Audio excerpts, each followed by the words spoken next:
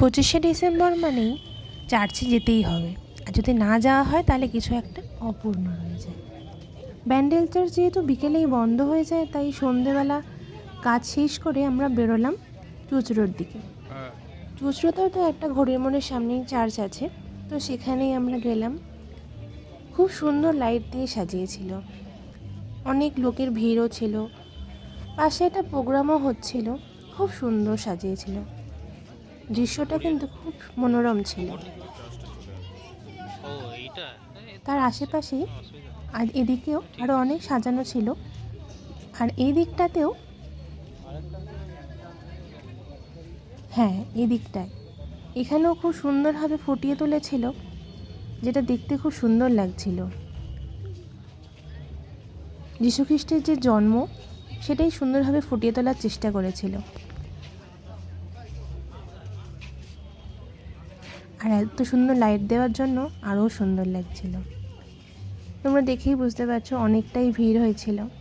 এটা কিন্তু অনেক রাতে, প্রায় 10টা বেজে গেছিলো তখন। আমাদের মতন অনেক মানুষও ওইখানে এত সুন্দর দৃশ্য দেখার জন্য এসেছিল।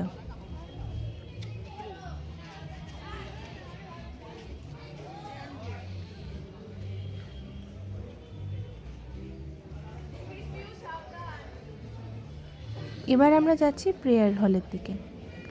ওখানে সবাই জুতো খুলেই উঠছিল, যেহেতু আমরাও সাইডে জুতো খুলেই ওঠার চেষ্টা করছিলাম, কিন্তু অনেক ভিড় থাকার কারণে একটু পিছনে পিছনে ঢুকছিলাম।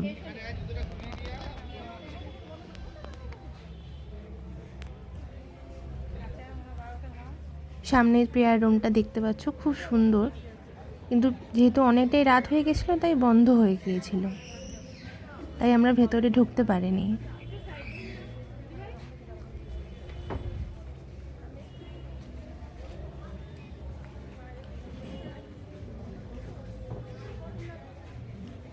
তারপর এদিক ওদিক ঘুরে আমরা নিজেরা নিজেদের মতন একটু ফটোশ্যুটও করে নিচ্ছিলাম।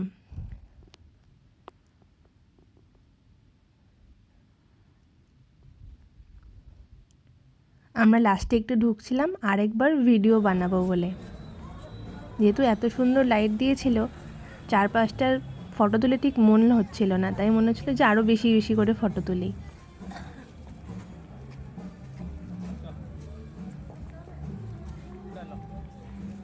তারপর ওখান থেকে বেরিয়ে উল্টো দিকে ঘড়ির মোড়ের একটু ফটো তুলে গেলাম মাঠের ধারে। ওখানে গন্ধরাজ মোমো, গন্ধরাজ কাবাব, মালাই কাবাব খেয়ে আর খুব সুন্দর একটা আলু ভাজা খেয়ে গেলাম বাড়ির পথে।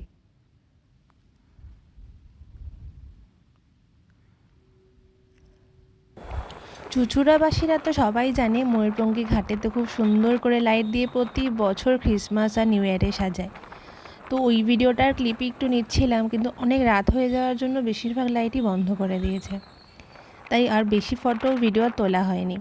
তোমরা কিন্তু জানিও তোমরা তোমাদের ক্রিসমাস কীভাবে সেলিব্রেট করলে। আমরা তো এইভাবেই রাতটুকুটা কাটিয়ে দিলাম। সবাইকে জানাই গুড নাইট।